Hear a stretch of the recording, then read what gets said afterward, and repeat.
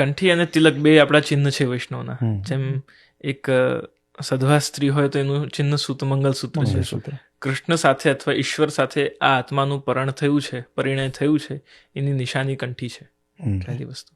બીજી, કંઠી આપણે બે પહેરતા હોઈએ છીએ, તો આપણને જે બે પંચાક્ષર અને અષ્ટાક્ષર મંત્રની પુષ્ટિ માર્ગમાં દીક્ષા મળે છે, તો એ મંત્રોનો એક કંઠી એક મંત્રની છે અને એક કંઠી બીજા મંત્રની છે, એમ બે કંઠી પહેરીએ છીએ.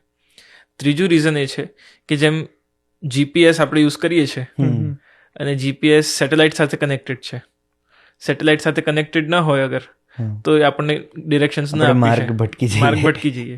તો આ જે છે એ આપણું જીપીએસ છે, એ આપણને કૃષ્ણ સાથે, એ આપણને જોઈ શકે છે કે આપણે ક્યાં છે. બીજી એક વિશેષતા પુષ્ટિ માર્ગની જે કંઠી હોય છે એ સહેજ ખૂંચે એવી હોય છે. ઘણાને એવું હોય છે આ ખૂંચે છે એટલે નથી પહેર્યું, પણ એનું એક સ્પેસિફિક રીઝન છે કે કેમ ખૂંચે એવી જ આપવામાં આવે છે કે તમને વારે ઘડીએ જ્યારે તમે કંઈક ખોટું સ્ટેપ લેવા જતા હો, ક્યારેક કોઈક અવિવેક થવાનો હોય, ક્યાંક તમને બચાવવાની આવશ્યકતા હોય, ત્યારે ખૂંચે તમને યાદ આવે કે હું વૈષ્ણવ છું એટલે તું આ નહીં કરતો.